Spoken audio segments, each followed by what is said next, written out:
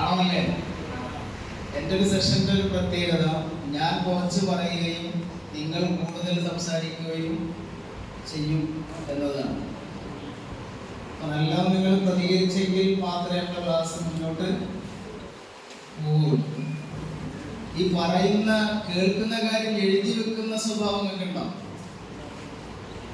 അങ്ങനത്തെ ഒന്നും ചീത്ത സ്വഭാവമൊന്നുമില്ല അല്ലേ?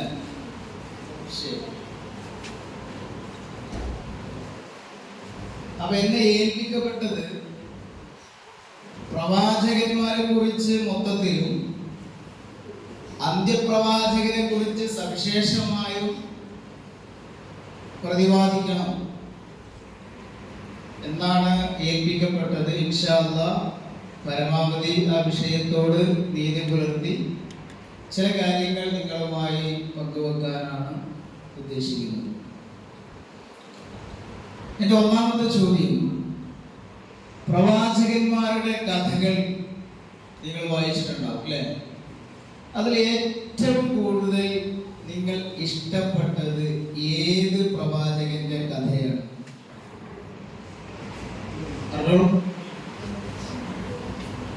ഇത് എന്തോ പറഞ്ഞല്ലോ, നിങ്ങൾ പ്രവാചകന്മാരുടെ കഥകൾ വായിച്ചപ്പോ ഏറ്റവും നിങ്ങൾ ഇഷ്ടപ്പെട്ടു പോയ കഥ ഇത് പ്രവാചക കഥ.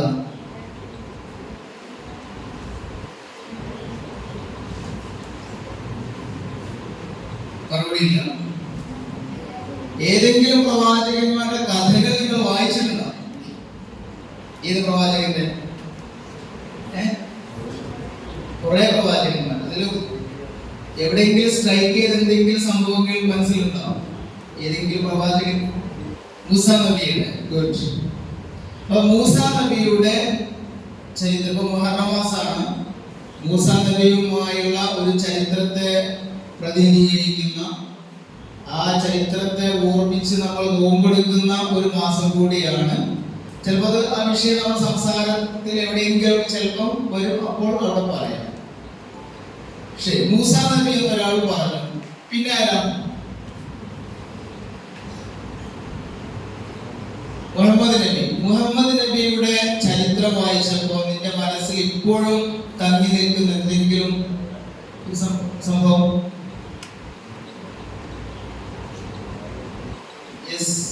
പറഞ്ഞു.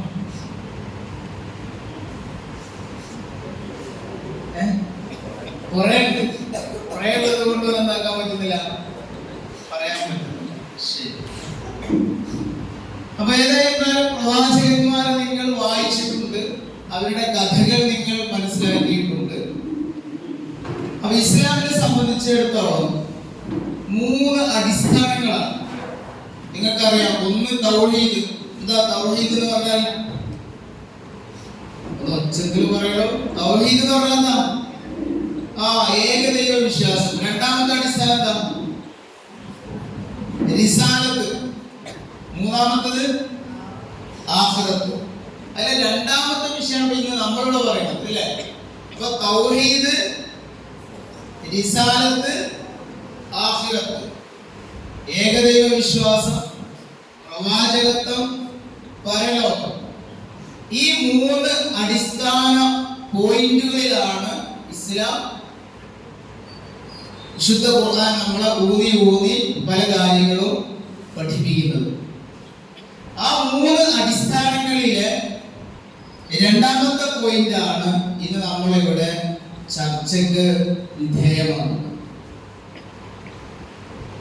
സാധാരണ നിങ്ങൾ ശനിയാഴ്ച ദിവസം ക്ലാസ്സിന് വരുമ്പോൾ, ക്ലാസ് കഴിഞ്ഞ് പോകുമ്പോൾ നിങ്ങൾക്ക് ചായ കിട്ടാറുണ്ട്? ചായ കിട്ടാറില്ല? ചോറ് കിട്ടില്ല? എല്ലാ ശനിയാഴ്ചയും കിട്ടും. ഓക്കെ. അപ്പൊ ഇന്ന് നിങ്ങൾ സങ്കല്പിക്കുക, ഇന്നത്തെ ക്ലാസ് കഴിഞ്ഞ് പോകുമ്പോൾ നിങ്ങൾക്ക് ഇതിന്റെ ഭാരവാഹികൾ ചായയും സമൂസയും തരുന്നു എന്ന് നിങ്ങൾ സങ്കല്പിക്കുക.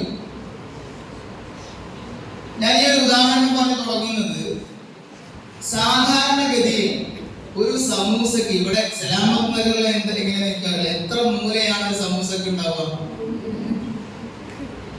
എത്ര? 3 മൂലയാണ് ഒരു സമൂസക്ക് ഉണ്ടാവുക. ശരി.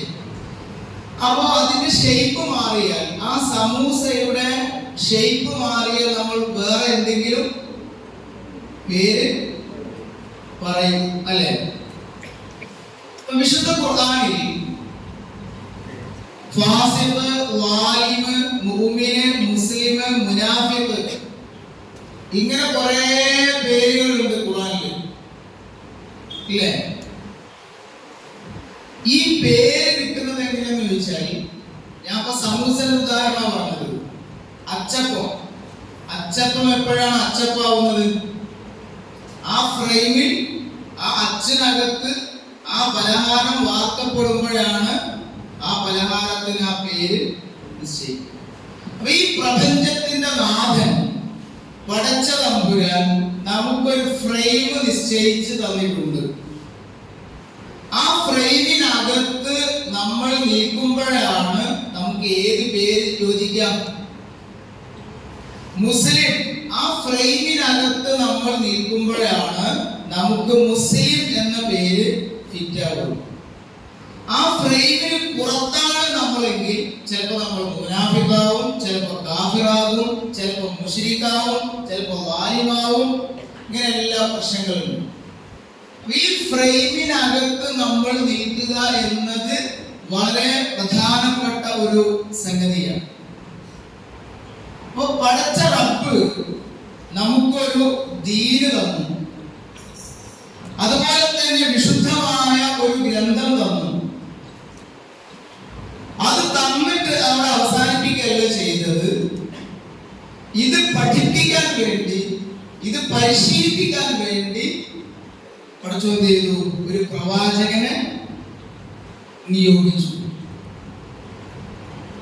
അപ്പൊ ഒന്നാമത്തെ പോയിന്റ് അതാണ്. അള്ളാഹു നമുക്ക് ഒരു ദീന നൽകി, ഒരു വിശുദ്ധ ഗ്രന്ഥം നൽകി. ആ വിശുദ്ധ ഗ്രന്ഥം പഠിപ്പിക്കുന്ന ആ ഫ്രെയിമിനകത്ത് നിൽക്കാൻ, അത് പഠിപ്പിച്ചു കൊടുക്കാൻ ഒരു പ്രവാചകനെയും അള്ളാഹു തആല നമുക്ക് നൽകി. ഇനി നിങ്ങൾ ഒന്നുകൂടി ആലോചിച്ച് നോക്കൂ. ഞാൻ പറഞ്ഞു, ആ ഫ്രെയിമിൽ നിന്ന് നമ്മൾ പുറത്തു പോയാൽ നമ്മുടെ പേര് മാറും. മുസ്ലിം എന്ന പേര് നമുക്ക് നഷ്ടപ്പെടും. അപ്പൊ അത് നഷ്ടപ്പെടാതിരിക്കാൻ എങ്ങനെ നമ്മൾ ജീവിക്കണം, എങ്ങനെ നമ്മൾ ജീവിച്ചുകൂടാ, ഈ ഭൂമിയിൽ മനുഷ്യൻ എങ്ങനെ മുന്നോട്ട് പോകണം, ഇത്യാദി കാര്യങ്ങളൊക്കെ നമുക്ക് ആരാണ് പഠിപ്പിച്ചു തരേണ്ടത്? ആരാണ്? ഏതെങ്കിലും ശാസ്ത്രമാണോ? സയന്റിസ്റ്റുകളാണോ? കാരണം അതിന്റെ ഒരു പരിമിതി എന്താണെന്ന് ചോദിച്ചാൽ, ഇപ്പൊ നമ്മൾ അറിവ് നേടുന്നത് നമ്മൾ പഞ്ചേന്ദ്രിയങ്ങളിലൂടെയാണ് അല്ലെ? കാണുന്നു, കേൾക്കുന്നു, നമ്മൾ തൊട്ട് നോക്കുന്നു, മണത്ത് നോക്കുന്നു. അപ്പൊ നമുക്കൊരാൾക്ക് പനി വന്നു. പനി വരുന്ന സമയത്ത് എത്ര നല്ല ബിരിയാണി കഴിച്ചാലും നമുക്ക് എന്തുണ്ടാവില്ല? ടേസ്റ്റ് ഉണ്ടാവില്ല. എന്താ സംഭവിച്ചത്? ആ ഇന്ദ്രിയം പണി മുടക്കി. രുചി അറിയുന്ന ഇന്ദ്രിയം. അപ്പൊ പരിമിതികൾ, നമ്മുടെ ഇന്ദ്രിയങ്ങൾക്ക് കാര്യങ്ങൾ അറിയാനും മനസ്സിലാക്കാനുമുള്ള നമ്മുടെ ഇന്ദ്രിയങ്ങൾക്ക് ഒരുപാട് പരിമിതികളുണ്ട്. നല്ല പനിക്കുന്ന ഒരു മനുഷ്യൻ, അയാളിങ്ങനെ പുതപ്പിന്റെ ഉള്ളിൽ ഇങ്ങനെ കിടന്നിട്ട് വിറക്കണം. തൊട്ട് നോക്കുമ്പോൾ നമുക്ക് നല്ല ചൂടാണ്. അയാൾക്ക് അനുഭവിക്കുന്നത് എന്താ?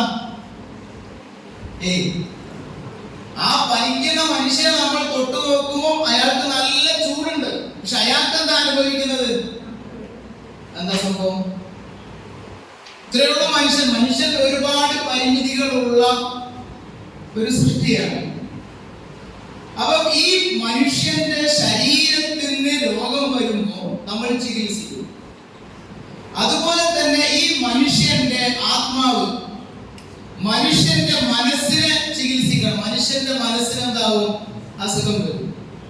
പക, വിദ്വേഷം, കാപട്യം, ഇങ്ങനെ തുടങ്ങി കുറെ അസുഖങ്ങൾ മനുഷ്യനെ ബാധിക്കും.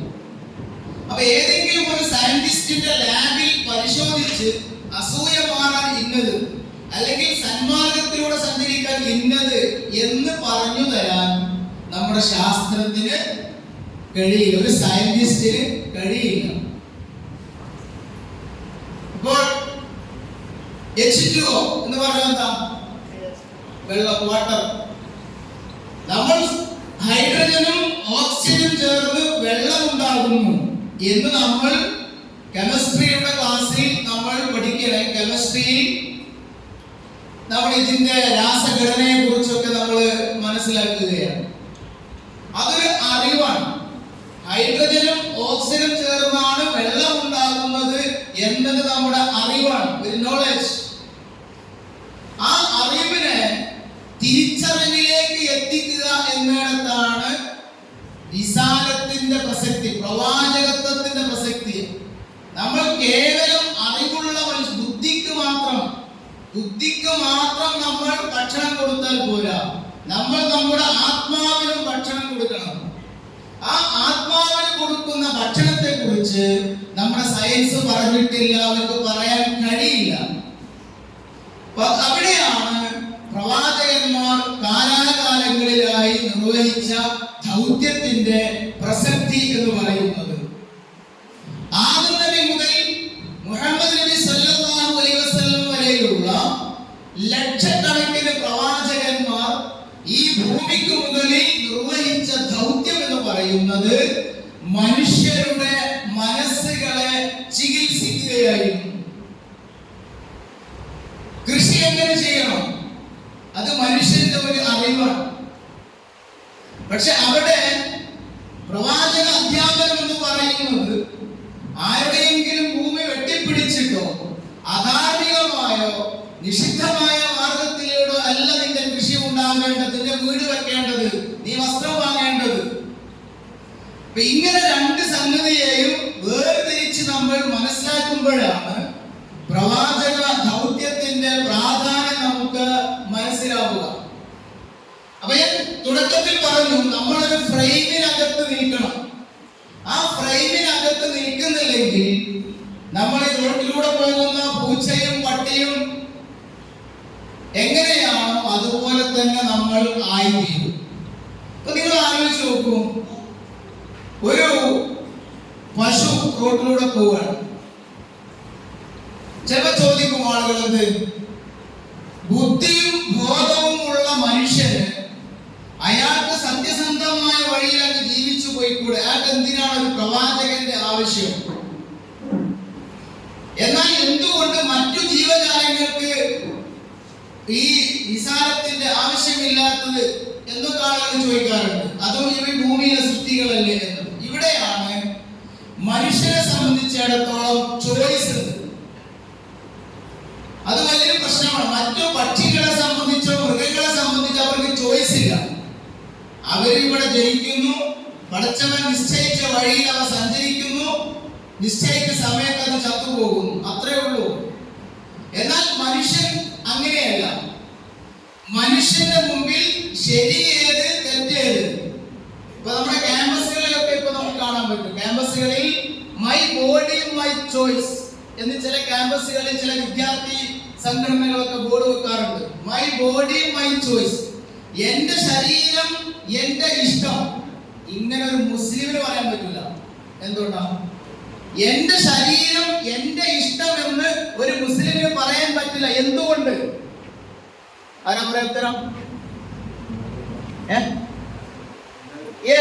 നമ്മൾ സൃഷ്ടിച്ചത് നമ്മളല്ല, നമ്മുടെ സൃഷ്ടാവ്. അവ സൃഷ്ടിച്ച ഒരാളുണ്ട്. ആ സൃഷ്ടാവിന്റെ കൽപ്പനക്കനുസരിച്ച് ഞാൻ എന്റെ ജീവിതത്തെ മുന്നോട്ട് കൊണ്ടുപോവുക എന്നതാണ് ഒരു മുസ്ലിമിന്റെ തീരുമാനം.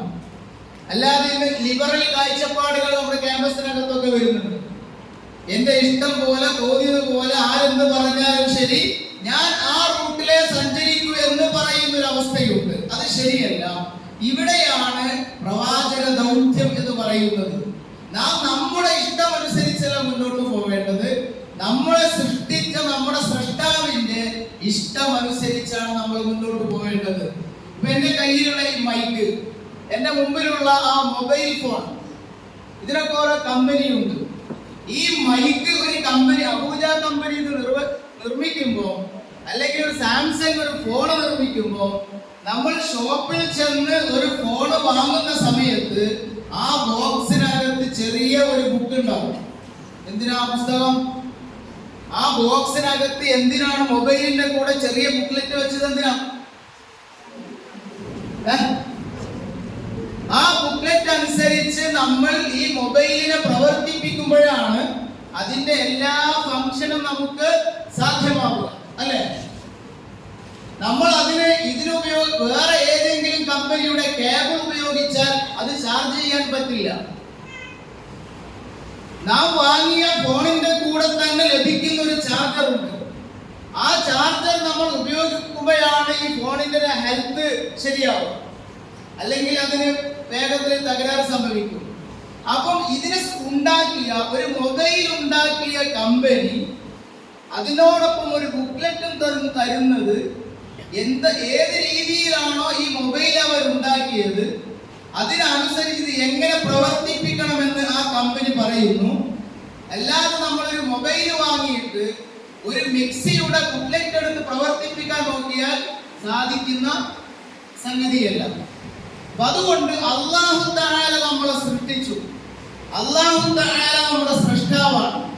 ആ സ്രഷ്ടാവ് നമുക്കൊരു ബുക്ക്ലെറ്റ് തന്നു. ആ ബുക്ക്ലെറ്റ് ആണ് ഖുർആൻ. ഖുർആൻ തരിക മാത്രമല്ല, ആ ഖുർആനിനെ പഠിപ്പിക്കാൻ ഹുവല്ലദീ അർസല റസൂലഹു ബിൽ ഹുദാ വദീനിൽ ഹഖ്. ഖുർആനിൽ ധാരാളം ഇതിന് സാദൃശ്യമായ ഒരുപാട് ആയത്തുകളുണ്ട്. അല്ലാഹുവാണ് പ്രവാചകനെ സന്മാർഗവുമായിട്ട് അയച്ചത്. എന്തിനാണ്? ഈ വേദം പഠിപ്പിക്കാനും സംസ്കരണ പ്രവർത്തനങ്ങൾ നടത്താനും. തസ്കിയത്ത്, തഅലീമും തസ്കിയത്തും, വേദം പഠിപ്പിക്കാനും ആ വേദത്തിന്റെ അടിസ്ഥാനത്തിൽ സംസ്കരണ പ്രവർത്തനങ്ങൾ നടത്താനും വേണ്ടി അല്ലാഹു തആല ഒരു പ്രവാചകനെ നമുക്ക് നൽകി. അതുകൊണ്ട് എന്റെ ഇഷ്ടം, എന്റെ ജീവിതം, എന്റെ ശരീരം എന്നത് ഒരു മുസ്ലിമിന്റെ മുദ്രാവാക്യമാവാൻ പാടില്ല. കാരണം നമ്മെ സൃഷ്ടിച്ച സ്രഷ്ടാവ് പടച്ച തമ്പുരാൻ നമുക്കൊരു ബുക്ക്ലെറ്റ് തന്നിട്ടുണ്ട്. ആ ബുക്ക്ലെറ്റ് വിശദീകരിക്കുന്ന ഒരു പ്രവാചകനെയും തന്നിട്ടുണ്ട്. അതനുസരിച്ചാണ് നമ്മൾ മുന്നോട്ട് പോവേണ്ടത്. രണ്ട് നിയമങ്ങളാണ്. ഒന്ന് സാൻമാർഗിക നിയമവുമുണ്ട്, പ്രാപഞ്ചിക നിയമവുമുണ്ട്. ഈ പ്രാപഞ്ചിക നിയമത്തിൽ നമുക്ക് ചോയ്സ് ഇല്ല എന്ന് പറഞ്ഞാൽ നമ്മുടെ കണ്ണ് കാണുക എന്നതാണ് അതിന്റെ ധർമ്മം. ഒരിക്കലും ഞാൻ ഇനി നാളെ മുതൽ കണ്ണുകൊണ്ട് കേൾക്കാമെന്ന് തീരുമാനിച്ചാൽ നടക്കുന്ന കാര്യമേ അല്ല. ഞാൻ നാളെ മുതൽ ഞാൻ എൻ്റെ കൈകൊണ്ടാണ് നടക്കുന്നത് എന്ന് തീരുമാനിച്ചാൽ അത് നടക്കുന്ന കാര്യമേ അല്ല. അപ്പൊ പ്രാപഞ്ചിക നിയമം അനുസരിച്ച് നമ്മളെല്ലാവരും ആ അള്ളാഹുവിന്റെ ആ നിയമത്തെ അനുസരിക്കുന്നവർ തന്നെ. കണ്ണുകൊണ്ട് കാണുന്നു, കാതുകൊണ്ട് കേൾക്കുന്നു, കാലുകൊണ്ട് നടക്കുന്നു. ഇത് നമുക്ക് തെറ്റിക്കാൻ കഴിയും. അവിടെ നമുക്ക് ചോയ്സ് ഇല്ല. എന്നാൽ സാൻമാർഗിക നിയമം, അവിടെ നമുക്ക് തെരഞ്ഞെടുക്കാനുള്ള ശരിയും തെറ്റും തെരഞ്ഞെടുക്കാനുള്ള സ്വാതന്ത്ര്യം ആര് തന്നിട്ടുണ്ട്? ഇവിടെയാണ് നമ്മൾ ഏത് റൂട്ടിൽ നമ്മൾ സഞ്ചരിക്കണം, എങ്ങനെ ജീവിക്കണം, എങ്ങനെ മുന്നോട്ട് പോകണം എന്നത് കൃത്യമായി പറഞ്ഞു തരാൻ ഒരു പ്രവാചകന്റെ ആവശ്യം എന്ന് പറയുന്നത്. അല്ലാതെ ഭൗതിക അർത്ഥത്തിൽ ഇവിടെയുള്ള സയൻസിനോ ശാസ്ത്രത്തിനോ ടെക്നോളജിക്കോ മനുഷ്യന്റെ ആ മനുഷ്യത്വത്തെയും അവന്റെ സംസ്കൃതിയെയും അവന്റെ മാനവികതയെയും ഉയർത്തിക്കൊണ്ടുവരാൻ ഒരിക്കലും സാധ്യമേ അല്ല. അവരുടെ ലാബുകളിൽ, പരീക്ഷാശാലകളിൽ അതിനുള്ള യാതൊരുവിധ വിദ്യകളുമില്ല എന്ന് നമ്മൾ മനസ്സിലാക്കേണ്ടത്. ഇതാണ് ഇതിന്റെ ഈ വിഷയത്തിന്റെ ഒരു ആമുഖം എന്ന് പറയുന്നത്. അല്ലാഹു നമ്മളെ സൃഷ്ടിക്കുക മാത്രമല്ല, നമ്മുടെ സന്മാർഗത്തിന് വേണ്ടി നമുക്കൊരു കിതാബ് തരികയും ചെയ്തു. കിതാബ് തരിക മാത്രമല്ല, അത് വിശദീകരിക്കാൻ ഒരു പ്രവാചകനെയും അല്ലാഹു തആല നമുക്ക് നിശ്ചയിച്ചു തന്നു. ഞാൻ വേറൊരു ഉദാഹരണം പറയാം. നമ്മളൊക്കെ വിവിധങ്ങളായ പരീക്ഷകൾ എഴുതുന്ന ആളുകളാണ്. പലജാതി പരീക്ഷകൾ നമ്മൾ എഴുതാറുണ്ട്. 1 മണിക്കൂർ 2 മണിക്കൂറൊക്കെയാണ് ആ പരീക്ഷ. അതിനൊരു സിലബസും കരിക്കുലവും എല്ലാം ഉണ്ടാകും. അങ്ങനെ നമ്മൾ പരീക്ഷ എഴുതുന്നു. സ്കൂളിലൊക്കെ ആണെങ്കിൽ അതിന് പ്രോഗ്രസ് റിപ്പോർട്ട് ലഭിക്കുന്നു. എന്നിട്ട് രക്ഷിതാക്കൾ സ്കൂളിലേക്ക് വരുന്നു, ആ കാർഡ് നോക്കുന്നു. ഇങ്ങനെ കുറെ സംവിധാനങ്ങളുണ്ട്. ഒരിക്കലും തന്നെ നമ്മൾ ആ പരീക്ഷയിൽ, നമ്മുടെ സ്കൂൾ കോളേജ് പരീക്ഷകളിൽ കോപ്പി അടിക്കാറില്ല എന്ന് പറഞ്ഞാൽ ശരിയല്ലോ. സ്കൂൾ കോളേജ് പരീക്ഷകളിൽ നമ്മൾ കോപ്പി അടിക്കാറില്ല, ഉണ്ടല്ലേ? ഈ ചിരിക്കുന്ന ആളുകളൊക്കെ കോപ്പി അടിക്കുന്നതാണ് അതിന്റെ അർത്ഥം, അല്ലേ? പക്ഷേ നിയമം അനുസരിച്ച് കോപ്പി അടിക്കാൻ പാടില്ല. പണിഷ്മെന്റ് ഉണ്ടാവും. ടീച്ചർ പിടിച്ചു കഴിഞ്ഞാൽ പണിഷ്മെന്റ് ഉണ്ടാവും. എന്നാൽ ഇനി ഞാൻ പറയുന്ന പരീക്ഷ നിങ്ങൾ നിർബന്ധമായും കോപ്പി അടിക്കേണ്ടുന്ന ഒരു പരീക്ഷയാണ്. ആ പരീക്ഷ ഏതാണെന്ന് ചോദിച്ചാൽ ജനനം എന്ന ഫസ്റ്റ് ബെല്ലിൽ തുടങ്ങി മരണം എന്ന ലാസ്റ്റ് ബെല്ലിൽ അവസാനിക്കുന്ന പരീക്ഷയാണ്. പരീക്ഷ ഹാൾ എന്ന് പറയുന്നത് ഈ ഭൂമിയാണ്. പരീക്ഷ നടത്തുന്നത് പടച്ചവനാണ്. അതിനൊരു സിലബസും കരിക്കുലവും ഉണ്ട്. അതിന്റെ ടെക്സ്റ്റ് ബുക്ക് എന്ന് പറയുന്നത് ഖുർആനും സുന്നത്തുമാണ്. ഈ ഖുർആനും സുന്നത്തും ആ പ്രവാചക ചര്യയും നമ്മൾ നിർബന്ധമായും കോപ്പി അടിക്കുമ്പോഴാണ് ആ പരീക്ഷയിൽ നമുക്ക് വിജയിക്കാൻ കഴിയുക. നാളെ മരിച്ച് അള്ളാഹുവിന്റെ കോടതിയിൽ ചെല്ലുമ്പോൾ ആ വലത് കൈയിൽ ആർക്കാണോ പ്രോഗ്രസ് റിപ്പോർട്ട് ലഭിക്കുന്നത് അവർക്കാണ് സ്വർഗമെന്ന സമ്മാനം നേടാൻ കഴിയുക. അപ്പൊ ഈ ഭൂമിയിൽ ഖുർആനും അതുപോലെ പ്രവാചകന്റെ ചര്യയും സ്വന്തം ജീവിതത്തിൽ കോപ്പി അടിച്ച് അള്ള എഴുതാൻ പറഞ്ഞ പരീക്ഷ എഴുതി അങ്ങനെ മരിച്ചു ചേർന്ന് വലത് കൈയിൽ പ്രോഗ്രസ് കാർഡ് വാങ്ങി സ്വർഗമെന്ന സമ്മാനം സ്വന്തമാക്കേണ്ടവരാണ് നമ്മൾ ഓരോരുത്തരും. അപ്പൊ ആ സ്വർഗമെന്ന സമ്മാനം എങ്ങനെ സ്വന്തമാക്കാം എന്ന് ഈ ഭൂമിയിൽ നമ്മെ പഠിപ്പിച്ച വ്യക്തിത്വങ്ങളെയാണ് നമ്മൾ പ്രവാചകന്മാർ. ആ പ്രവാചകന്മാരുടെ അവസാനത്തെ കണ്ണിയാണ് മുഹമ്മദ് മുസ്തഫ സല്ലല്ലാഹു അലൈഹി വസല്ലം. ഇനി മറ്റൊരു പോയിന്റ്, ഇനി പ്രവാചകന്മാർ വരുമോ? ഇനി ഒരു പ്രവാചകൻ വരും എന്ന് വിശ്വസിച്ചാൽ എന്താ സംഭവിക്കാം? ഇനി ഒരു പ്രവാചകൻ വരുമെന്ന് വിശ്വസിച്ചാൽ എന്താ സംഭവിക്കാം? ഞാൻ ഈ മൊബൈൽ ഇവിടെ ഉള്ളതുകൊണ്ട് അങ്ങോട്ട് വരാത്തത്. ഇനിയും ഒരു പ്രവാചകൻ വരും എന്നാണ് നമ്മൾ വിശ്വസിക്കുന്നത്. എന്ത് സംഭവിക്കും? എന്ത് സംഭവിക്കും?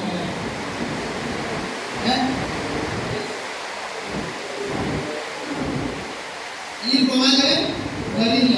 ഒരാൾ ഇനിയും ഒരു പ്രവാചകൻ വരാനുണ്ട്, ഞാൻ തന്നെ പ്രവാചകൻ പറഞ്ഞാൽ എന്താ സംഭവിക്കാം? ഇസ്ലാമിൽ യാതൊരു സ്ഥാനവും ചെയ്യുന്നത്. അപ്പൊ അന്ത്യപ്രവാചകൻ എന്നാണ് നമ്മൾ ആരെക്കുറിച്ച് പറയാം? ആരെക്കുറിച്ചാണ് അന്ത്യപ്രവാചകൻ? ഈ പ്രവാചകന്റെയും മറ്റുള്ള സകല പ്രവാചകന്മാരുടെ വ്യത്യാസം ആർക്കും ക്യാഷ് പ്രൈസ് ഉണ്ട്. ഈ ചോദ്യത്തിന് ആരെങ്കിലും ഒരാൾ ഉത്തരം പറഞ്ഞാൽ ഇപ്പോ ഈ സദസ്സിൽ വെച്ചിട്ട് ഞാനൊരു ക്യാഷ് പ്രൈസ് തരും.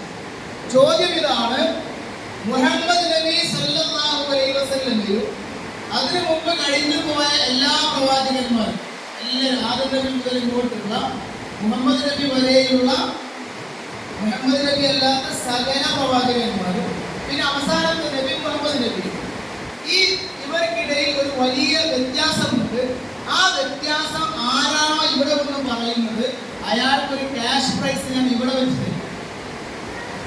യെസ്,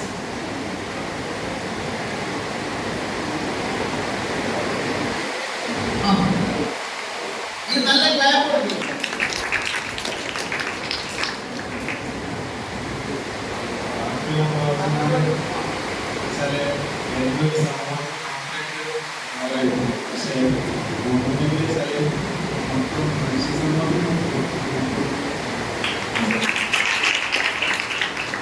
ഈ പരിപാടി സമാപിക്കുമ്പോൾ ക്യാഷ് പ്രൈസ് തരും.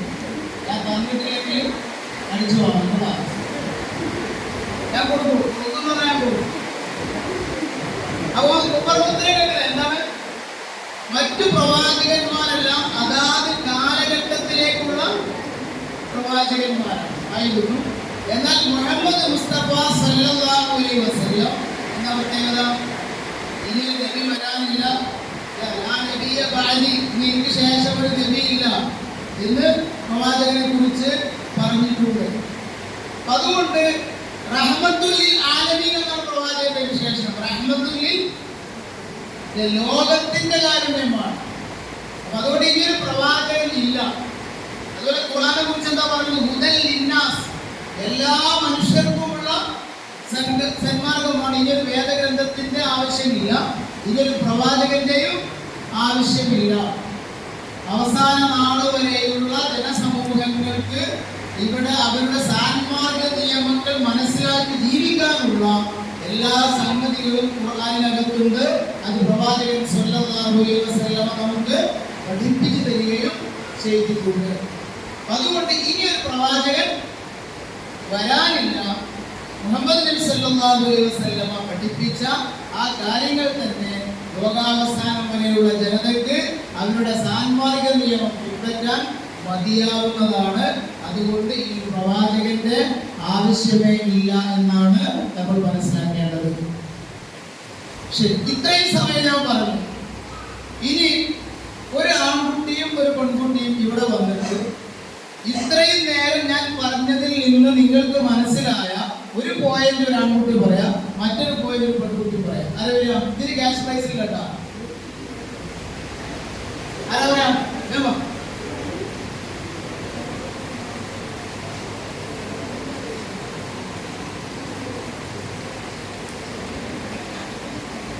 ഇത് ഒന്ന് പറഞ്ഞാലേ ഞാൻ അടുത്ത പറയുള്ളൂ.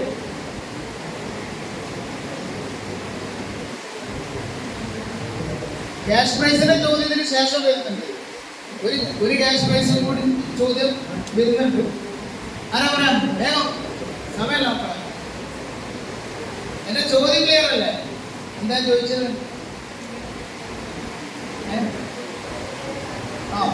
ഞാൻ ഇത്രയും സമയം നിങ്ങളോട് സംസാരിച്ചതിൽ നിങ്ങളുടെ മനസ്സിൽ ഇപ്പോൾ തങ്ങി നിൽക്കുന്ന ഒറ്റ പോയിന്റ് പറഞ്ഞാൽ, ഒരേ ഒരു പോയിന്റ്. അവിടെ ഇരുന്ന് ഇവിടെ വരണമെന്നില്ല, അവിടെ ഇരുന്ന് പറഞ്ഞാൽ മതി.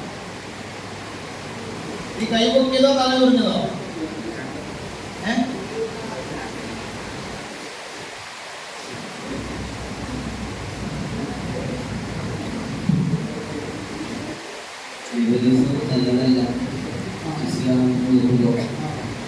അവര് മനസ്സിലാക്കി ലിബറലിസം നല്ലതല്ല, ആ വഴിക്കാണ് തോന്നിയതുപോലെ പോവുകയാണെങ്കിൽ ഇസ്ലാമെന്ന് പുറത്തു പോകും എന്നൊരു പോയിന്റ്. ഒരു ക്ലാപ്പ് കൊടുക്കണോ?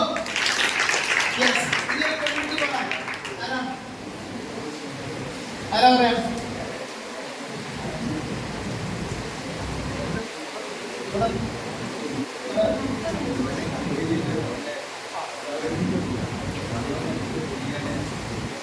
ഇവിടെ പറയുന്നു. ഹലോ, ഒറ്റ പോയിന്റ് മനസ്സിലാക്കില്ല.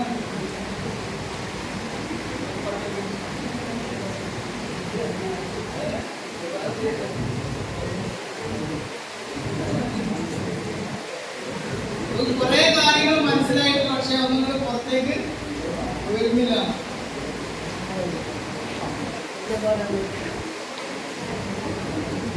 എല്ലാം നീ എന്നാ പറയുന്നത്?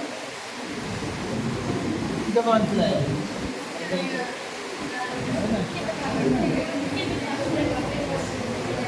ശരി, നമുക്ക് സമയമില്ലാത്തതുകൊണ്ട് അധികം തന്നെയാണ് നിൽക്കുന്നത്. അപ്പൊ ഇനി ഇന്ന് രണ്ടാമത്തെ ഭാഗത്തേക്ക് ഞാൻ പോവാണ്. ഏതാ പറഞ്ഞ അറിവിനെ കുറിച്ചും തിരിച്ചറിവിനെ കുറിച്ചും നേരത്തെ പറഞ്ഞു. ഇപ്പൊ ഒരു ഓറഞ്ചിനെ സങ്കല്പിക്കുക. ഓറഞ്ച് ഉണ്ട് ഇവിടെ. നമ്മളതിൻ്റെ പുറന്തോട് പൊളിച്ച് അതിങ്ങനെ നടുക്ക് മുറിച്ച് അതിലിങ്ങനെ മസാല എല്ലാം പുരട്ടി അങ്ങനെ ആലോചിച്ച് നോക്കുന്നത്. അപ്പൊ തന്നെ എന്താ? എന്റെ ചോദ്യം ഇതാണ്, ഒരു ഓറഞ്ചിനകത്ത് എത്ര ഇതളുണ്ടാവും? ഒരു ഓറഞ്ചിനകത്ത് എത്ര ഇതളുണ്ടാവും? ചിലപ്പോൾ 5, ആ സൈസിനനുസരിച്ചൊക്കെ ഉണ്ടാവും. ഒരു ഇതളിനകത്ത് എത്ര വിത്തുണ്ടാവും? കുരുണ്ടാവും? 2 3 ഉണ്ടാവും അല്ലേ? എന്റെ അടുത്ത ചോദ്യം, അങ്ങനെയാണെങ്കിൽ ഒരു വിത്തിനകത്ത് എത്ര ഓറഞ്ച് ഉണ്ടാവും?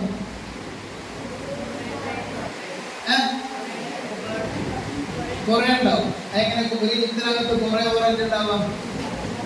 യെസ്, ആ വിത്ത് വളർന്നൊരു ചെടിയായി മരമായി ആ മരത്തിൽ ധാരാളം. അപ്പോ കയ്യിൽ ഒരു ഓറഞ്ച് കിട്ടുമ്പോൾ ഇത് ഓറഞ്ചാണ്, ഇത് മധുരമുള്ളതാണ്, എന്നത് നമ്മുടെ നോളജ്, അത് വിസ്ഡമായി മാറുന്നത്, അത് നമുക്കൊരു തിരിച്ചറിവായി മാറുന്നത് എപ്പോഴാണ്? ഈ ഒരു വിത്തിനുള്ളിൽ ഇത്രക്കായിരം ഓറഞ്ചുകളെ ഒളിപ്പിച്ചു വെച്ച ആ പടച്ചവനെ കുറിച്ചുള്ള ഓർമ്മയും അറിവും നമ്മുടെ മനസ്സിലേക്ക് വരുമ്പോഴാണ് അതെന്താവുന്നത്. ഈ തിരിച്ചറിവ് നൽകാനാണ് പ്രവാചകൻ സല്ലല്ലാഹു അലൈഹി വസല്ലമ ഈ സന്മാർഗവുമായിട്ട് നമ്മൾ ഉപയോഗിക്കുന്നത്. കേവലം അറിവ് നൽകാനല്ല, തിരിച്ചറിവ് നൽകാൻ. നേരത്തെ നമ്മൾ വെള്ളത്തെ കുറിച്ച് പറഞ്ഞു അല്ലേ? അതിനെ ഇങ്ങനെയുള്ള ആലോചിച്ചു.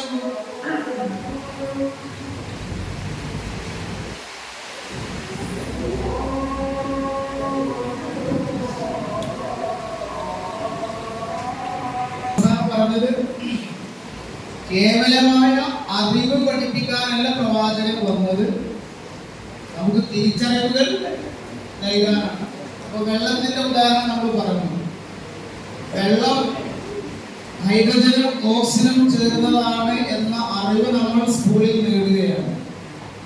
അവിടെയാണ് പ്രവാചകന്റെ അധ്യാപനം. ഈ വെള്ളം ദാഹിക്കുന്ന എല്ലാവർക്കുമുള്ള അവകാശമാണ്. നിങ്ങളുടെ വീട്ടിലെ കിണറിലെ വെള്ളം നിങ്ങളുടേത് മാത്രമല്ല, വെള്ളമില്ലാത്ത എല്ലാവർക്കും അവകാശപ്പെട്ടതാണെന്ന അതിന്റെ ഒരു ധാർമ്മിക പാഠം, അതാണ് വെള്ളത്തെ കുറിച്ചുള്ള നമ്മുടെ ഒരു തിരിച്ചറിവ് എന്ന് പറയുന്നത്. അപ്പൊ ഇങ്ങനെ മനുഷ്യന്റെ ജീവിതവുമായി ബന്ധപ്പെട്ട, അവന്റെ ദൈനംദിന ജീവിതവുമായി ബന്ധപ്പെട്ട ഇത്യാദി കാര്യങ്ങൾ പഠിപ്പിക്കാൻ നമുക്കൊരു പ്രവാചകൻ അത്യാവശ്യമാണ്. കാരണം മനുഷ്യന് വേണ്ടി നിയമങ്ങൾ ഉണ്ടാക്കുമ്പോൾ അത് അപൂർണമാകും. കാരണം വെളുത്തവൻ നിയമം ഉണ്ടാക്കിയാൽ അത് കറുത്തവനെതിരായിരിക്കും, കറുത്തവൻ നിയമം ഉണ്ടാക്കുമ്പോൾ അത് വെളുത്തവന് എതിരായിരിക്കും, അമേരിക്കക്കാരുടെ നിയമം ഉണ്ടാക്കുമ്പോൾ അത് മറ്റു രാജ്യക്കാർക്ക് ഉൾക്കൊള്ളാൻ കഴിയണമെന്നില്ല. അപ്പൊ ഇവിടെ എല്ലാം ഒരുപാട് പരിമിതികളുണ്ട്. അപ്പം അല്ലാഹു തആല പടച്ച സകല മനുഷ്യരെ കുറിച്ചും സകല പ്രദേശങ്ങളെ കുറിച്ചും അറിയുന്ന അല്ലാഹുവാണ് ക്രിയേറ്റർ എന്ന നിലക്ക് നമുക്ക് ആവശ്യമായ നിയമങ്ങൾ നൽകാനും അധികാരമുള്ളത്. ആ നിയമങ്ങളെ പഠിപ്പിക്കുകയാണ് പ്രവാചകൻ സല്ലല്ലാഹു അലൈഹി വസല്ലം ചെയ്തിട്ടുള്ളത്. അപ്പൊ നേരത്തെ ഒരു ചോദ്യം ചോദിച്ച് അദ്ദേഹത്തിന് നമുക്ക് ക്യാഷ് പ്രൈസ് കൊടുക്കാന്ന് പറഞ്ഞു. അടുത്ത ക്യാഷ് പ്രൈസിന്റെ ചോദ്യം ഇതാണ്. അതിന് താങ്കൾ ഞാൻ ഉത്തരം പറയണ്ട കേട്ടോ, അടുത്ത വേറെ ആൾ പറയാം. എന്തുകൊണ്ടാണ് അല്ലാഹു ഒരു മനുഷ്യനെ പ്രവാചകനായി തിരഞ്ഞെടുത്തത്? എന്തുകൊണ്ടാണ് അല്ലാഹു ഒരു മനുഷ്യനെ പ്രവാചകനായി തിരഞ്ഞെടുത്തത്? മലക്കാകാമായിരുന്നു, ജിന്നാകാമായിരുന്നു, വേറെന്തെങ്കിലും ആകാമായിരുന്നു. പക്ഷെ ഒരു പ്രവാചകനെ എന്തുകൊണ്ടാണ് ഒരു മനുഷ്യനായി അല്ലാഹു സെലക്ട് ചെയ്തത്? ഇതിന് ഉത്തരം ഇവിടെ ഒന്ന് പറഞ്ഞാൽ ക്യാഷ് പ്രൈസ്. യെസ്, ആരാണ്? ഒന്നര കൈ കൊടുക്കുന്ന അവസരം കൊടുക്കുക. ആരും പറഞ്ഞില്ലെങ്കിൽ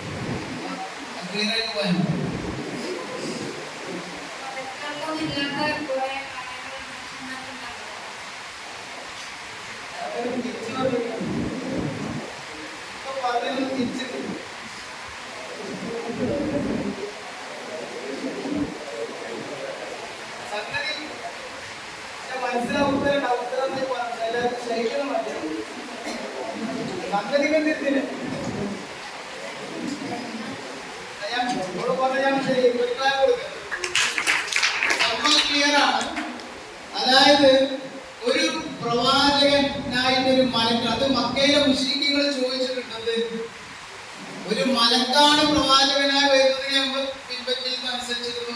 അതുപോലെ തന്നെ ആകാശത്ത് നിന്ന് അത്ഭുതങ്ങളൊക്കെ ഇങ്ങനെ ഇറങ്ങുകയാണെങ്കിൽ നമ്മൾ വിശ്വസിച്ചിരുന്നൊക്കെ പറഞ്ഞിട്ട് കുറെ സ്ഥലങ്ങളും കാണാം. അപ്പൊ എന്തുകൊണ്ടൊരു മനുഷ്യനായെന്ന് ചോദിച്ചാൽ ഇവര് പരിമിതികളെ കുറിച്ച് ഇവിടെ ഉത്തരം പറഞ്ഞു. ഒരു മലക്കിനെ ഫോളോ ചെയ്യാൻ ആർക്ക് കഴിയില്ല, അത് മനുഷ്യന്റെ ഒരു കുറവാണ്. ഒരു മലക്കിനെ പോലെ ജീവിക്കാൻ ആർക്ക് കഴിയില്ല, ഒരു മനുഷ്യന് കഴിയില്ല. അപ്പൊ അതുകൊണ്ട് ഒരു പ്രവാചകനായിട്ട് ഒരു മലക്കിനെ പറഞ്ഞയക്കുമ്പോ ലോകത്തെ ഒരു മനുഷ്യനും ആരും ഫോളോ ചെയ്യാൻ പറ്റില്ല ഈ മലക്കിനെ. എന്നാൽ ഒരു മനുഷ്യനെ സെലക്ട് ചെയ്തത് ഞാൻ നിങ്ങളെ പോലെ ഒരു മനുഷ്യനാണ്. പിന്നെ നമ്മള് പല യൂട്യൂബ് വീഡിയോസ് ഒക്കെ കാണാൻ പറ്റും. പറക്കുന്ന വിമാനത്തെ പിടിച്ചു നിർത്തുന്ന അത്ഭുത കാഴ്ചകൾ കണ്ടോ?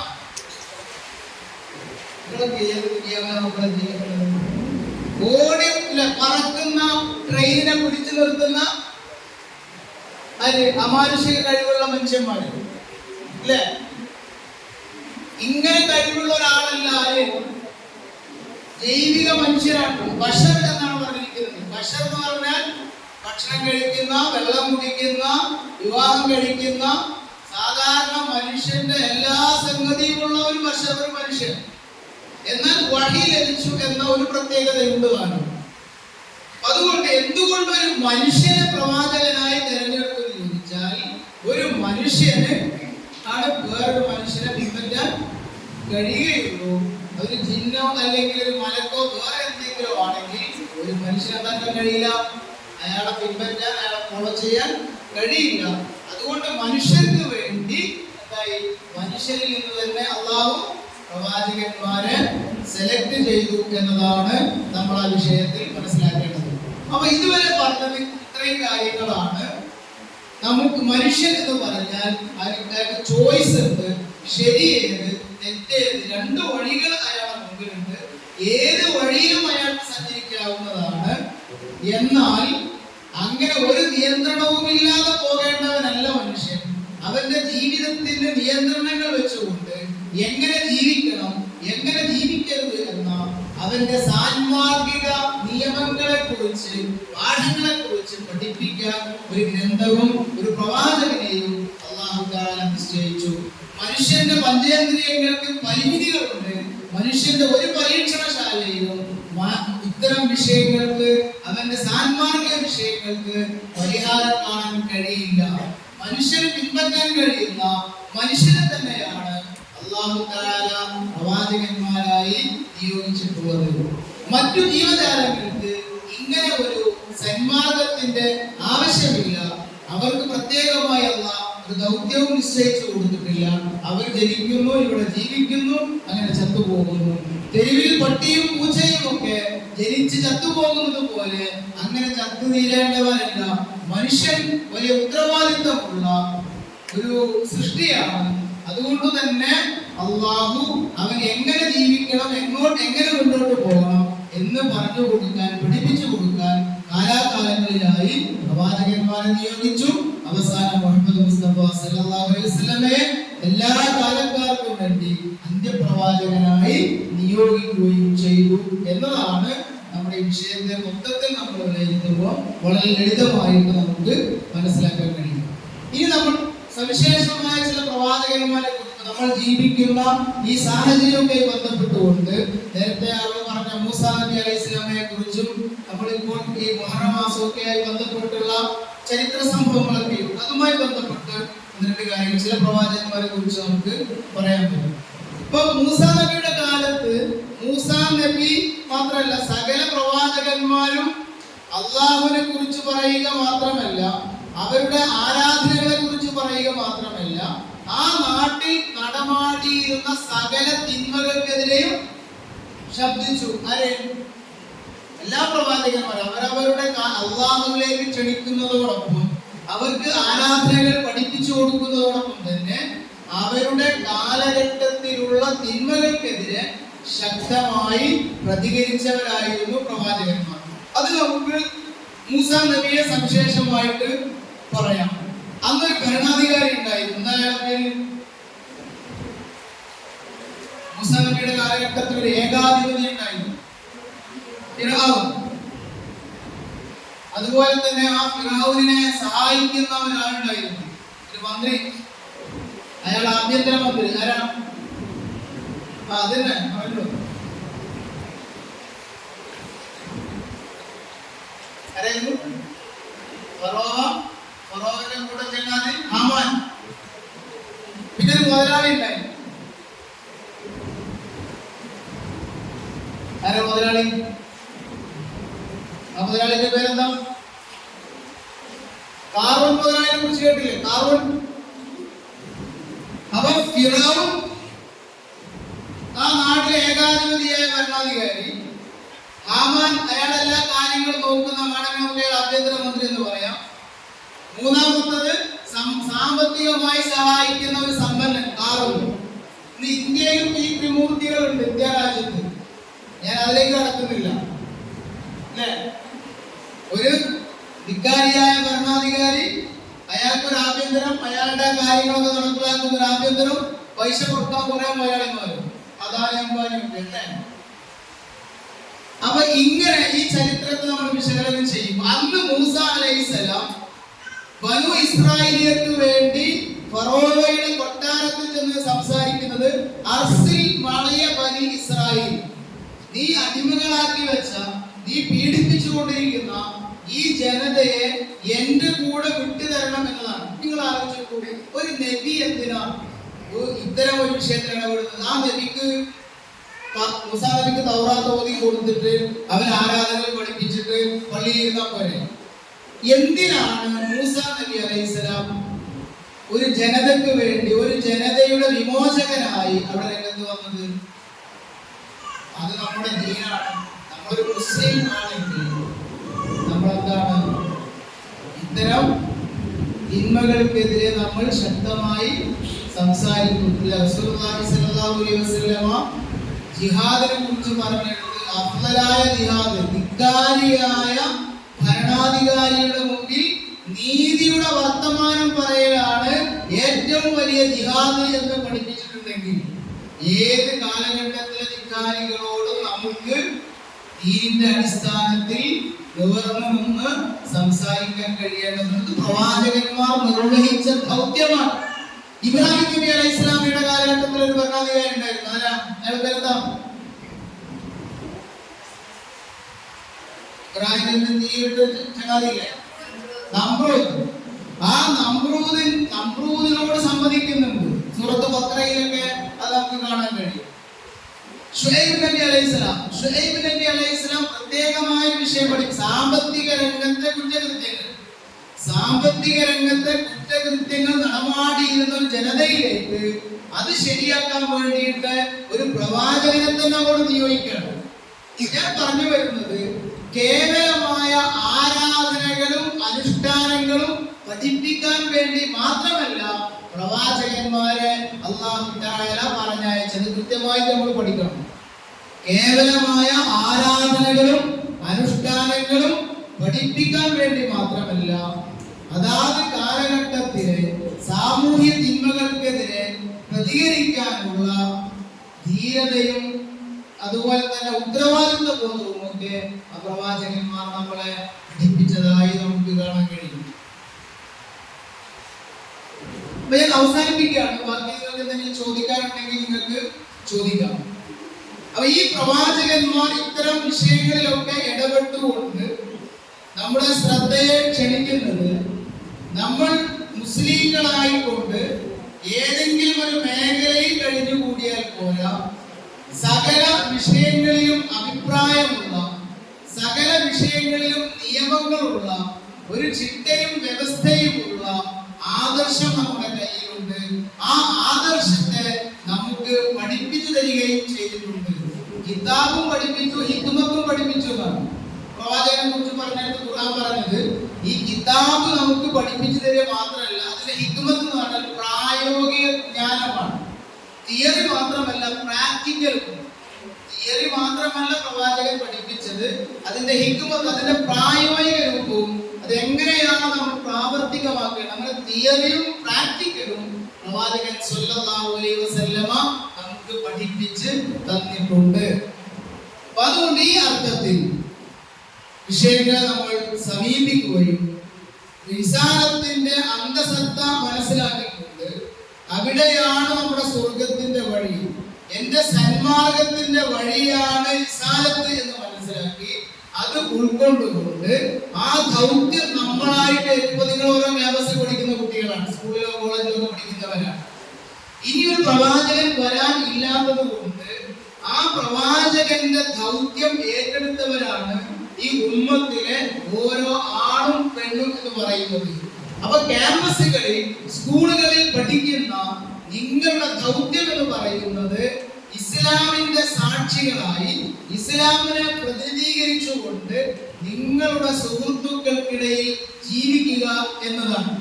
പ്രവാചക സന്ദേശത്തെ നിങ്ങളുടെ സുഹൃത്തുക്കൾക്ക് പകർന്നു കൊടുക്കുക എന്ന ദൗത്യം നമ്മൾ ഓരോരുത്തരും ഏറ്റെടുക്കേണ്ടതാണ്. കാരണം ഇനി ഒരു പ്രവാചകൻ വരാനില്ല, ഇനി ഒരു വേദഗ്രന്ഥം വരാനില്ല. നമ്മുടെ കയ്യിൽ ഒരു വേദഗ്രന്ഥമുണ്ട്, നമുക്കൊരു പ്രവാചകനുണ്ട്. ആ പ്രവാചകൻ എഴുന്നേറ്റ് നിന്ന വഴിയിൽ എഴുന്നേറ്റ് നിന്ന് നമ്മുടെ ക്യാമ്പസിനകത്ത് ഇസ്ലാമിന്റെ പ്രാതിനിധ്യം നിർവഹിക്കുന്ന ആളുകളായി, അതിന്റെ സന്ദേശം ആളുകൾ കൈമാറുന്നവരായി നമ്മൾ മാറുക എന്നതാണ് നമ്മൾ നിർവഹിക്കേണ്ടുന്ന ദൗത്യം എന്ന് കൂടി നമ്മൾ മനസ്സിലാക്കേണ്ടതുണ്ട്. അപ്പൊ ഇനി ഒരു പ്രവാചകൻ വരേണ്ടതില്ല. കാരണം ആ ഉമ്മത്തിലെ ആളുകൾ തന്നെ ആ പണി നിർവഹിക്കുന്നു, അല്ലെങ്കിൽ ആ പണി നമ്മളെ ഏൽപ്പിച്ചിട്ടുണ്ട് എന്നതുകൂടി നമ്മളവിടെ തിരിച്ചറിയുക. അല്ലാഹു തആല ഈ റിസാലത്തിനെ കുറിച്ച് വിശദമായി പഠിക്കാൻ, പ്രവാചകന്മാരുടെ ചരിത്രം വിശദമായി പഠിക്കാനും അതനുസരിച്ച് നമ്മുടെ ജീവിതം മുന്നോട്ട് കൊണ്ടുപോകാനും ഒക്കെയുള്ള ഒരു തൗഫീഖ് നമുക്ക് പ്രദാനം ചെയ്ത് അനുഗ്രഹിക്കുമാറാവട്ടെ. നമ്മുടെ മാതാപിതാക്കൾ അല്ലാഹു അനുഗ്രഹിക്കട്ടെ. നാളെ ജന്നത്തിൽ പടച്ച റബ്ബ് നമ്മെല്ലാവരെയും ഒരുമിച്ച് ചേർക്കുമാറാവട്ടെ. അസ്സലാമു അലൈക്കും വറഹ്മത്തുള്ളാഹി വബറകാതുഹു. ചോദ്യങ്ങൾ ഉണ്ടെങ്കിൽ മാത്രം ചോദിക്കുക. അതിനു മുമ്പ് നമ്മുടെ ക്യാഷ് പ്രൈസ് നൽകുകയാണ്. 2 പേർക്കാണ് നമ്മൾ ക്യാഷ് പ്രൈസ് നൽകുന്നത്. ഇതിന്റെ പേരെന്തായിരുന്നു? യാസിൻ.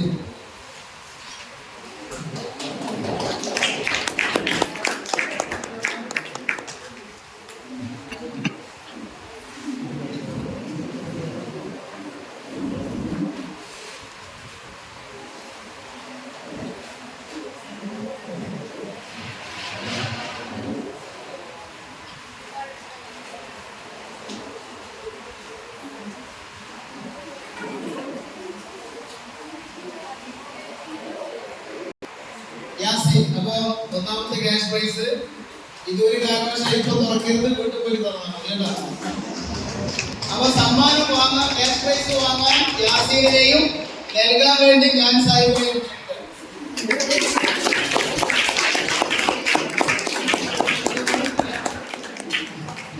അടുത്ത സമ്മാനം നമ്മളെ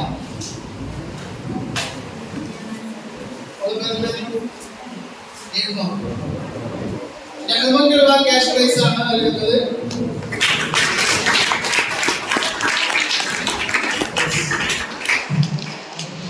ഇപ്പൊ നിങ്ങൾ ബാക്കിയുള്ള ഒരു കുറ്റബോധം തോന്നുന്നില്ലേ? ഇത്തരം പറഞ്ഞാൽ തോന്നിട്ട് പോയ ബസ്സിന് കയ്യാക്കിട്ട് കാര്യമില്ല. ശരി, എന്തെങ്കിലും അത്യാവശ്യം ചോദിക്കാനുണ്ടെങ്കിൽ മാത്രം ചോദിക്കാം. എനിക്ക് മുഹമ്മദ് നബിക്ക് ശേഷം വേറൊരു നബി ഇല്ല, വരേണ്ട ആവശ്യവുമില്ല. കാരണം ഈ പ്രവാചക ദൗത്യം ഈ ഉമ്മത്തിലെ ഓരോരുത്തരെയും ഏൽപ്പിച്ചിട്ടുണ്ട്. അതുകൊണ്ട് തന്നെ കാലാകാലങ്ങളിലുള്ള മുസ്ലിം സമൂഹം അതാത് കാലഘട്ടങ്ങളിലെ ഇത്തരം തിന്മകൾക്കെതിരെ ശബ്ദിക്കേണ്ടി വരും. പ്രവാചകൻ ഏതൊരു ദൗത്യമാണോ അന്ന് നിർവഹിച്ചത്, അത് അവൻ ജീവിക്കുന്ന കാലഘട്ടത്തിൽ മുസ്ലിം സമൂഹത്തിൽ ആണോ കൊണ്ടും നിർവഹിച്ചു കഴിഞ്ഞാൽ ആ പ്രവാചകന്റെ ദൗത്യത്തെ ആ ഉമ്മത്ത് തന്നെ എന്താണ്, ഒരു വ്യക്തി, ഒരു പ്രവാചകൻ ഒരു വ്യക്തിയായി വരേണ്ട ആവശ്യമില്ല. ആ വ്യക്തി അന്ന് നിർവഹിച്ച ദൗത്യം ഈ ഉമ്മത്തിനെ മൊത്തത്തിൽ ഏൽപ്പിച്ചു. ഖിയാമത്ത് നാൾ വരെയുള്ള ഈ മുസ്ലിം ഉമ്മത്തിനെ ആ ദൗത്യം ഏൽപ്പിച്ചിരിക്കുകയാണ്. അതുകൊണ്ട് ഏത് കൊടിയ തിന്മയാണെങ്കിലും ഏത് കാലഘട്ടത്തിലാണോ ആ കാലഘട്ടത്തിലുള്ള മുസ്ലിം ഉമ്മത്താണ് എന്ത് ചെയ്യേണ്ടത്, ആളുകളെ വഴി നടത്തേണ്ടതും അവർക്കുള്ള ഇതിന്റെ അടിസ്ഥാനത്തിൽ നിന്നുകൊണ്ട് സാൻമാർഗിക നിയമങ്ങൾ വിശദീകരിച്ചു കൊടുക്കുകയും ചെയ്യേണ്ടതും.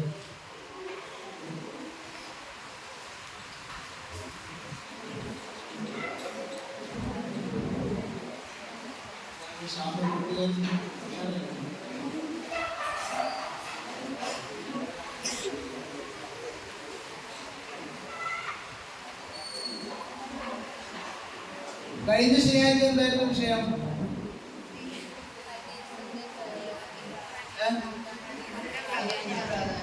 എന്തിനു പ്രാധാന്യം?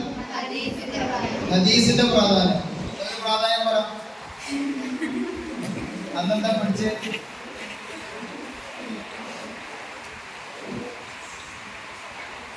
ഇപ്പൊ അടുത്ത ശനിയാഴ്ച വരുന്ന ആള് കഴിഞ്ഞ ശനിയാഴ്ച എന്താ പറഞ്ഞു വെച്ചിരിക്കുന്നത് തന്നെ പറയാം. അപ്പൊ അതൊക്കെ കിട്ടണമെങ്കിൽ എന്താ നിങ്ങളുടെ പാഡിനകത്ത് പോയിന്റുകളൊക്കെ എഴുതി വെച്ചാൽ നന്നായിരിക്കും.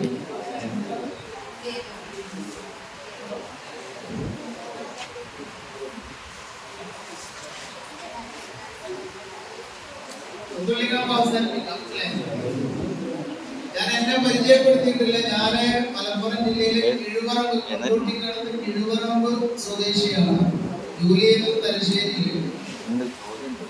400ഓളം ഭിന്നശേഷിക്കാരായ കുട്ടികളെ പരിശീലിപ്പിക്കുന്ന ഒരു സ്ഥാപനം. ആ സ്ഥാപനത്തിലാണ് വർക്ക് ചെയ്യുന്നത്. എപ്പോഴെങ്കിലൊക്കെ നിങ്ങൾ അതുവഴിയൊക്കെ വരുമ്പോൾ ഒന്ന് വിസിറ്റ് ചെയ്യാം.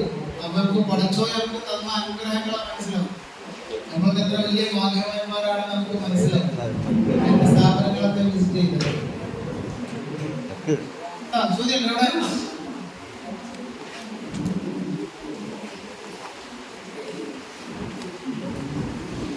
ലക്ഷത്തിലധികം പ്രവാചകന്മാരെ അള്ളാഹു അയച്ചല്ലോ. നമ്മുടെ ഇന്ത്യയിൽ പ്രവാചകന്മാരാണ്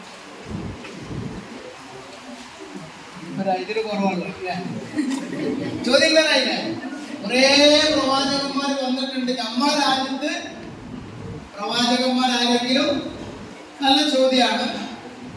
വളരെ ലളിതമായിട്ട് ഉത്തരം പറഞ്ഞാൽ ഖുർആൻ തന്നെ പറഞ്ഞിട്ടുണ്ട്, എല്ലാ ജനപദങ്ങളിലും പ്രവാചകന്മാരെ നിയോഗിച്ചിട്ടുണ്ട്. നമുക്ക് 25 നബിമാരുടെ പേരുകളാണ് ഖുർആനിലൂടെ ലഭ്യമായിട്ടുള്ളത്. അതിനപ്പുറം ലക്ഷക്കണക്കിന് നമുക്ക് അറിയാത്ത ധാരാളം പ്രവാചകന്മാരുണ്ട്. അങ്ങനെ ഖുർആനിലെ ബേസ് എന്ന് പറയുന്നത് എല്ലാ ജനപദങ്ങളിലും പ്രവാചകന്മാരെ അല്ലാഹു എന്താക്കിയിട്ടുണ്ട്, നിയോഗിച്ചിട്ടുണ്ട്. ആ ഒരു ആയത്തിന്റെ അടിസ്ഥാനത്തിൽ നമ്മൾ മനസ്സിലാക്കുന്നു ഇവിടെയും എന്താണ് പ്രവാചകന്മാർ വന്നിട്ടുണ്ടാവാം. നിങ്ങൾ IPH ഇറക്കിയ ഭാരതീയ സംസ്കാരത്തിന്റെ അടിയൊഴുക്കുകൾ എന്ന പുസ്തകമുണ്ട്.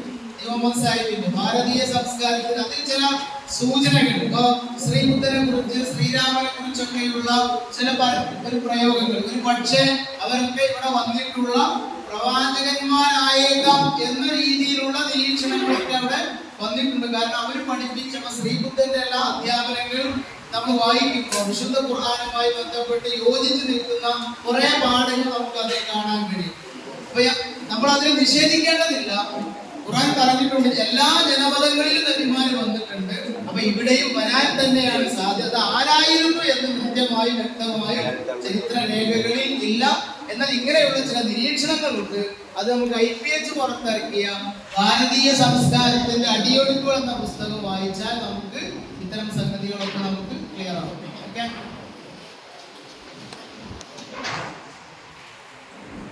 സൂറത്ത് മുഅ്മിനൂൻ, സൂറ അംബിയാ, സൂറത്ത് ഖസസ്, ഈ സൂറത്തുകളൊക്കെ ഒന്ന് ജസ്റ്റ് തഫ്സീർ വെച്ചിട്ടൊന്ന് വായിച്ചു കേട്ടോ. സൂറത്ത് അംബിയാ, സൂറത്ത് ത്വാഹ, സൂറ അൽ ഖസസ്, സൂറ അൽ മുഅ്മിനൂൻ ധാരാളം പ്രവാചകന്മാരെ കുറിച്ച് പറയുന്ന അധ്യായങ്ങളാണ്. ഒരുപാട് പ്രവാചകന്മാരെ കുറിച്ച് ഈ പരാമർശിക്കപ്പെട്ട സൂറത്തുകളിൽ പറയുന്നുണ്ട്. അപ്പൊ അത് തഫ്സീറുകൾ വെച്ചുകൊണ്ട് നിങ്ങളൊന്ന് വായിക്കാൻ ശ്രമിക്കാം.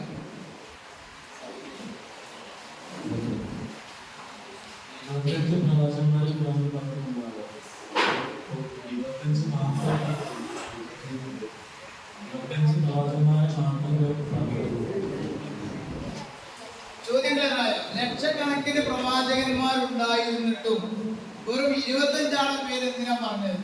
എല്ലാവരും പേരും ഖുർആനിന്റെ ഒരു ശൈലി എന്ന് പറഞ്ഞാൽ, ഇപ്പൊ നമ്മൾ സൂറ ബഖറ വായിച്ചാല് സൂറ ബഖറയിൽ മൂസാ നബിയുടെ കഥ ഒരു ഭാഗത്ത് പറയുന്നു. എന്നാൽ സൂറത്ത് ത്വാഹ വായിക്കുമ്പോൾ അവിടെ ആ കഥയുടെ ബാക്കി ചില കാര്യങ്ങൾ, ഇത് ഒരു കാര്യം എന്താണോ നമുക്ക് അത്യാവശ്യമായി മനസ്സിലാവേണ്ടത് ആ കാര്യങ്ങൾ മാത്രം പറയുക എന്നതാണ് ഖുർആനിന്റെ ഒരു ശൈലി. അപ്പൊ 25 പ്രവാചകന്മാരുടെ പേര് പരാമർശിച്ച് വ്യത്യസ്തമായ കാലഘട്ടങ്ങളിൽ വന്നുപോയ, അവർക്കിടയിലൊക്കെ എന്തുണ്ട്, വ്യത്യസ്തമായ കാലഘട്ടങ്ങളിൽ വന്ന പ്രവാചകന്മാരുടെ പേര് പറയുകയും എന്നാൽ അതിനിടയിൽ വന്നുപോയ പ്രവാചകന്മാരുടെ പേരുകൾ നമ്മൾ അങ്ങനെ അറിയേണ്ടതില്ല. നമ്മൾ അറിയേണ്ടുന്ന നമ്മുടെ അറിവിലേക്ക് ആവശ്യമായ പ്രവാചകന്മാരുടെ പേരുകളും അവരുടെ ചരിത്രവും കഥകളും വിശുദ്ധ ഖുർആൻ ഉൾക്കൊള്ളിക്കുകയാണ് ചെയ്തത്. അങ്ങനെ വിശദമായിട്ട് ഖുർആൻ കഥ പറയുന്ന അല്ലെങ്കിൽ ഉദാഹരണങ്ങൾ പറയുന്ന ചരിത്രം പറയുന്ന ഒരു ശൈലി ഖുർആനിൻ്റെതല്ല. എന്താണോ നമുക്ക് അത്യാവശ്യമായി മനസ്സിലാവേണ്ടത് ആ മനസ്സിലാവേണ്ടുന്ന കാര്യങ്ങളെ മാത്രം പറയുക എന്നത് ഖുർആനിന്റെ ഒരു ശൈലി. അത് നമ്മളെല്ലാം ഇപ്പൊ സൂറത്ത് ഖസസ് വായിക്കുകയാണെങ്കിൽ തന്നെ സൂറത്ത് യൂസുഫ് നബിയുടെ കഥ വായിക്കുമ്പോൾ തന്നെ ആ കഥ മുഴുവനായി ഖുർആൻ പറയുന്നില്ല. എന്താണോ നമുക്ക് ആവശ്യം ആ ആവശ്യമായത് മാത്രം ആണ് ഖുർആൻ പറഞ്ഞിട്ടുള്ളത്. അതുപോലെ തന്നെ ത്വാഹ വായിക്കുമ്പോൾ മൂസ നബി വേദം വാങ്ങാൻ പോയതും സിനയിൽ പോയതും ആ വെളിച്ചം കണ്ടതും ഒക്കെ നമുക്ക് കാണും. പക്ഷെ അതൊക്കെ വളരെ ആവശ്യമായ കാര്യം മാത്രമേ ഉള്ളൂ. മറ്റു ചരിത്രത്തിൽ നമ്മൾ വായിക്കുന്ന കഥ പോലെ ഖുർആനിലത് പറഞ്ഞിട്ടില്ല. അതുപോലെ തന്നെ പ്രവാചകന്മാരുടെ പേരുകളുടെയും അവസ്ഥ നമുക്ക് അത്യാവശ്യമായി അറിയേണ്ടുന്ന മനസ്സിലാവേണ്ടുന്ന ഗുണപാഠങ്ങൾ ഉൾക്കൊള്ളേണ്ടുന്ന കഥകളാണ്. ആ കഥകൾ പറഞ്ഞപ്പോഴാണ് പ്രവാചകന്മാരുടെ പേരുകളാണ് പരാമർശിച്ചിട്ടുള്ളത് എന്ന് നമ്മൾ മനസ്സിലാക്കി.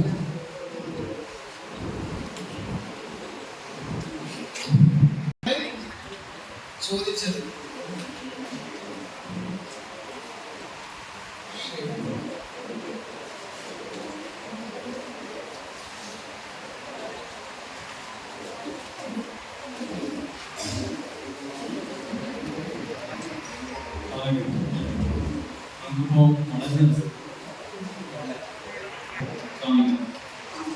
വളരെ രസകരമായ രീതിയിൽ എന്തിനാണ് പ്രവാചകൻ നമ്മളിലേക്ക് അവതരിച്ചത് എന്നുള്ളതും പിന്നെ പ്രവാചക ചരിത്രവും വളരെ രസകരമായ രീതിയിൽ നമുക്കിവിടെ പ്രസന്റ് ചെയ്തിട്ടുണ്ട്.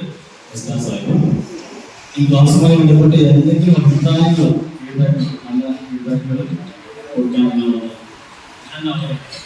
ഈ സൈഡിൽ നിന്ന് ഫീഡ്ബാക്ക് കൊടുക്കണം.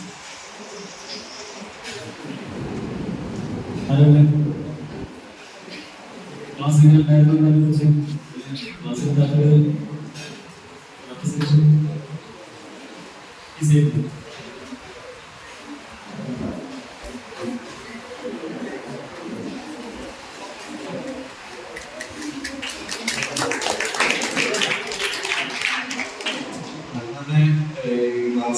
സമയത്ത്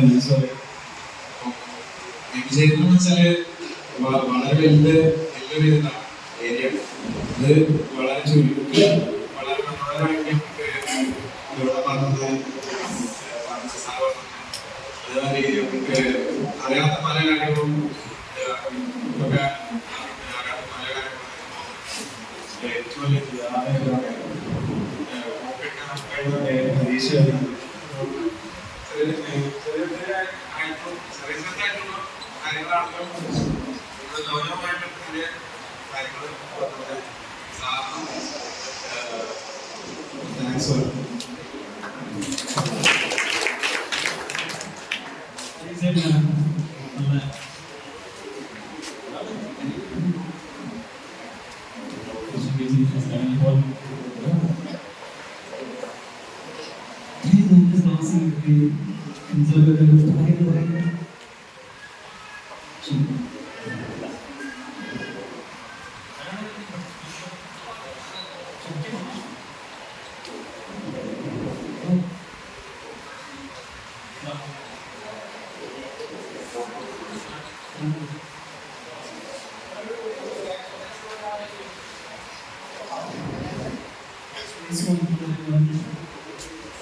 നിയമ യെസ്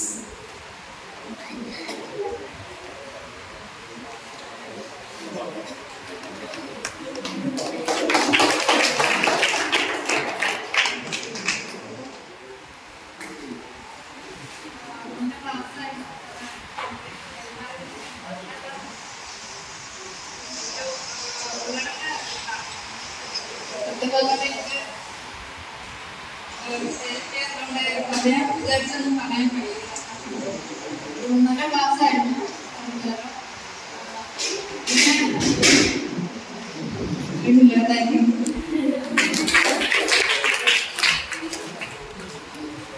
ക്ലാസ്സിന്റെ ക്ലാസ്സിലേക്ക് കഴിച്ചതുകൊണ്ടാണ് കൂടുതൽ കിട്ടുന്നത്. അതിൽ നിന്ന് പിന്നെ പുറത്തുണ്ട്.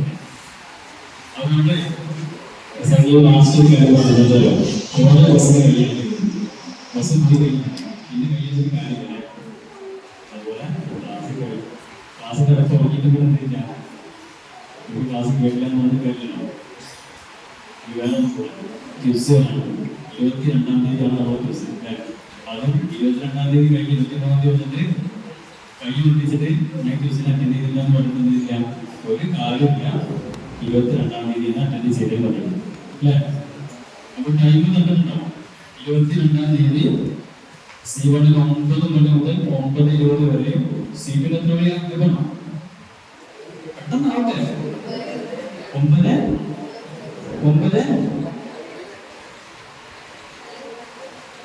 C2 9 മുതൽ 9:50. തെറ്റാണ്, അത് തെറ്റാണ്. യൂട്യൂബ് വെച്ചോ. 9 മണി മുതൽ 9:20 വരെ C1, 9 മുതൽ 9:50 വരെ C2 ഓൺലൈൻ ക്വിസ് നടക്കും. 20 ചോദ്യങ്ങളായിരിക്കും. 20 മിനിറ്റ് ആണ്. അതാണ് 9 മുതൽ 9:50 എന്ന് പറഞ്ഞത് അല്ലേ? അതിൽ 10 മിനിറ്റ് മുമ്പെങ്കിലും സോഫ്റ്റ്വെയറിലേക്ക് കയറി ലോഗിൻ ചെയ്ത് റെഡിയായി നിൽക്കണമെന്ന് പറഞ്ഞതുകൊണ്ടാണ് 9:20 കയറാൻ വേണ്ടി പറഞ്ഞത്. കൺഫ്യൂഷൻ ഉണ്ടാകാതെ 9 മണി മുതൽ 9:20, 9 മുതൽ 9:50. ആർക്കെങ്കിലും 9 മണി പിന്നെ 8:50 കയറേണ്ടി വരും അല്ലെ? C1 എത്ര മണിക്ക് കയറണം? 8:50 അല്ലെങ്കിൽ 8:45 അല്ലെങ്കിൽ 8:00 കയറിയിട്ട് ചെയ്യാം. റെഡി നിൽക്കാൻ അതിനൊക്കെ ശരിയാണെന്ന് ഉറപ്പുവരുത്തി നിൽക്കാം. വേറൊന്ന് 9 മണിക്കാക്കിയിട്ടുണ്ട് സംസ്കാരം. നമുക്ക് നേരത്തെ ക്ലാസ് 9 മണിക്ക് 10 മിനിറ്റ് സമയമുണ്ട്. ഇനി ഒരു കാര്യം കൂടെ, നിങ്ങളുടെയൊക്കെ ഗ്രൂപ്പ് C1 C2 ഗ്രൂപ്പിൽ 15 PDF ഞാൻ അയച്ചു എന്ന് പറഞ്ഞിട്ടുണ്ടായിരുന്നു. ആരെങ്കിലും ഓപ്പണാക്കി നോക്കില്ല. എത്ര ഓപ്പണാക്കി നോക്കില്ല കൈ വെച്ചേ. ആ വെള്ളുണ്ടാവുന്ന ആൾക്കാരെന്ന് കാണട്ടെ. ബാക്കി എന്താ നോക്കാത്തത്? എന്താ പ്രശ്നം? സമയം ഉണ്ടാക്കാനാണോ? അതോ ഫോൺ ആയതുകൊണ്ടുള്ള പ്രശ്നമാണോ? ഒരു 10-15 മിനിറ്റ് ചെയ്യാം. ഒരു ദിവസം ഫോൺ ഉപയോഗിച്ചിട്ട് ആ മെറ്റീരിയൽ PDF വായിക്കണം. ഓക്കെ, ബാക്കി 60% ക്ലാസ് എന്നും 40% മെറ്റീരിയൽ എന്നാണ്. അപ്പൊ 20 ക്വസ്റ്റ്യനില് 60% എത്ര ക്വസ്റ്റ്യൻ വരും? ക്ലാസ് 12 ക്വസ്റ്റ്യൻസ് ക്ലാസ് ഉണ്ടാവും. ബാക്കി 8 ക്വസ്റ്റ്യൻ മെറ്റീരിയൽ ഉണ്ടാവും. ക്ലിയർ ആണ്? എന്തെങ്കിലും ഡൗട്ട് ഉണ്ടാവും? എന്തെങ്കിലും ഡിസോർഡർ ഉണ്ടാവും? ഓക്കെ, അപ്പോൾ നമ്മൾ വെട്ടിയാണ്. നമുക്ക് വളരെ വളരെ രസകരമായിട്ടുള്ള രീതിയിൽ നിങ്ങൾ ആരെയും ഉഷാറായിട്ട് നമുക്ക് ക്ലാസ് എടുത്തതാണ്.